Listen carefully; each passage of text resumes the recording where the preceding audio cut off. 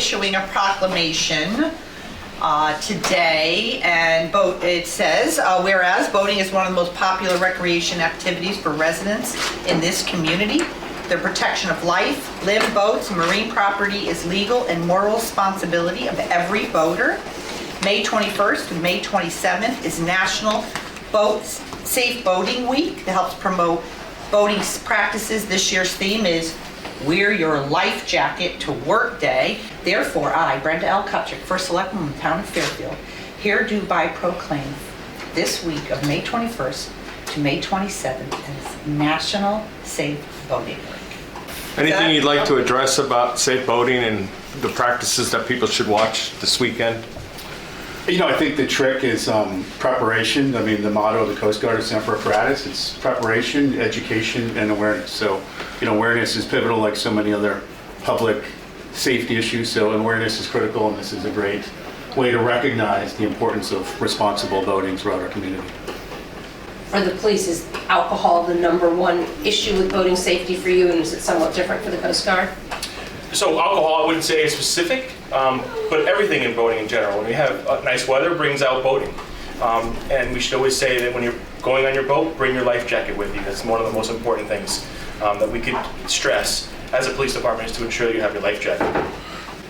Actually, there was just a report that a young man drowned in his 30s, right, because he was on a kayak or something, and he didn't have a life jacket.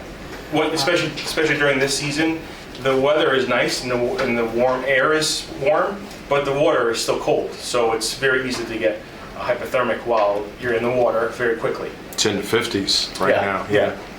People go out on their kayaks with the expectation that the weather is nice, then the weather can turn very quick, the wind can pick up, and now they're stranded out there on their kayak in very cold water, and then that's what usually brings in the calls for service from the police department, and then we're required to go out there and make an attempt to save them. Just had one the other day at St. Mary's. You guys assisted.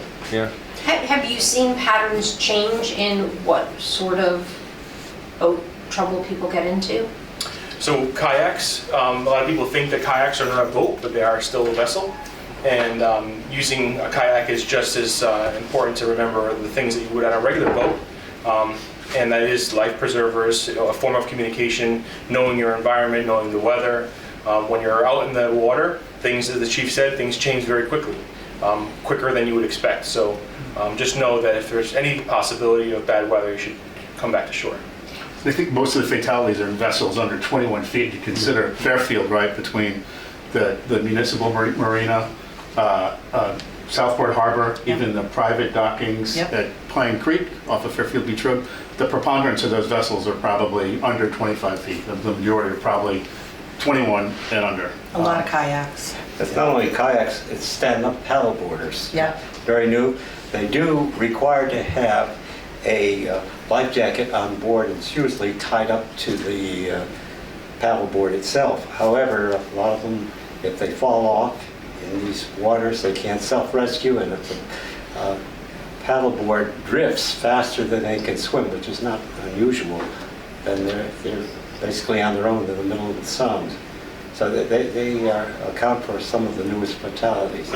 We have boating education, and the Connecticut law states that all unstable boats, that includes kayaks, canoes, and just plain bass boats, that is, rowboats, have to wear a life jacket from October 1st through Memorial Day, that's May 31st. And unless you take a boating course, you wouldn't know that. So I think if you look at the stats, right, 75% of all fatalities are drownings. And if you look at that number, 86%, I think 86% you guys posted, like almost 9 out of 10, the victims were not wearing life jackets. So if you wear your life jacket, you'll significantly reduce the risk of loss of life. One other thing to be aware of is fishermen. Fishermen have their expectations that the water is shallow, and they go out onto the pier or out onto the sandbar, and the water comes in behind them. So again, be aware of your education. Make sure that you're educated on behalf of all those things, because it's important to know that the weather can change very quickly.